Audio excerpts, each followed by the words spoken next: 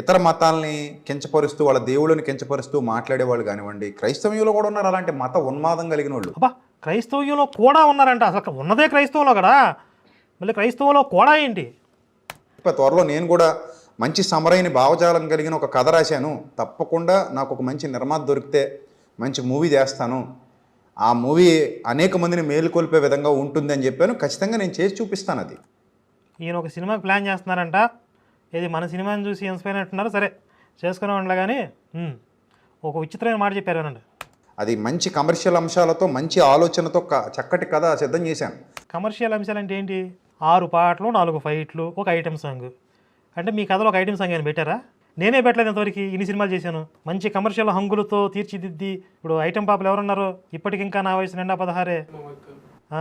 ముమైత్ ఖాన్తో ఏమైనా item song plan చేశారా? లేదా ఈ మధ్య హీరోయిన్లో ఐటెం సాంగులు చేస్తున్నారు, వాళ్ళతో ఏమైనా ప్లాన్ చేశారా?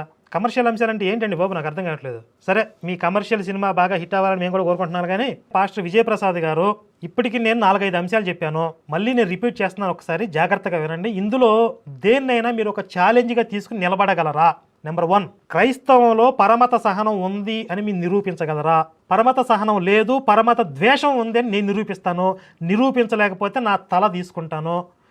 దీనికి మీరు ఛాలెంజ్కి నిలబడితే కనుక, మీరు నిరూపించలేకపోతే మీ తల తీసుకోవాల్సిన అవసరం లేదు. ఆ బైబిల్ మత ప్రచారం చేయడం ఆపేయించాలి. నేను ఓడిపోతే నా తల తీసుకుంటా.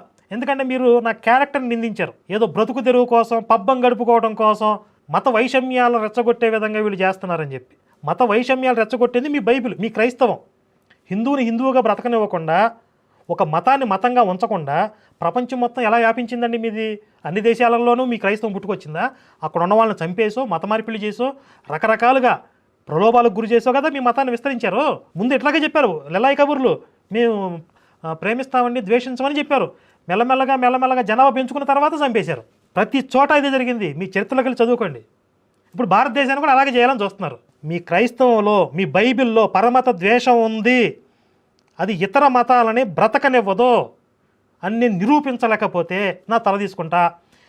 నిరూపిస్తే కనుక మీరు మీ పాస్టర్ గిరిని వదిలేస్తారా? నా ఛాలెంజ్ ఇది.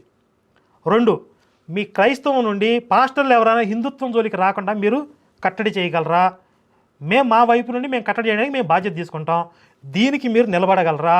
అలాగే ఒకప్పుడు ఈయన శివశక్తి తీసుకునే విరాళాల మీద కామెంట్లు చేసేవాడు వెటకారంగా. ఆన్లైన్లో గూగుల్ పే, ఫోన్పే నెంబర్లు ఇస్తున్నారని చెప్పి.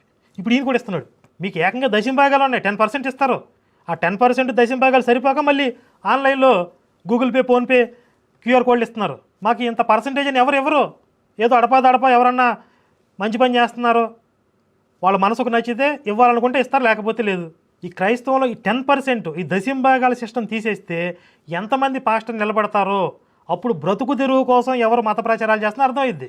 ఎవరు బ్రతుకు తెరువు కోసం పనిచేస్తున్నారో, పోగులాడుతున్నారో, ఎవరు బ్రతుకు పోరాటం చేస్తున్నారో అప్పుడు తేలుద్దాం. ఇక 3వది, మాట్లాడితే నేను భారతీయుడిని, దేశభక్తి ఉంది నాకు అనే విధంగా మాట్లాడతారు కదా. అసలు మీ మతం దేశభక్తిని నేర్పిస్తుందా, దేశ ద్రోహాన్ని ప్రేరేపిస్తుందా?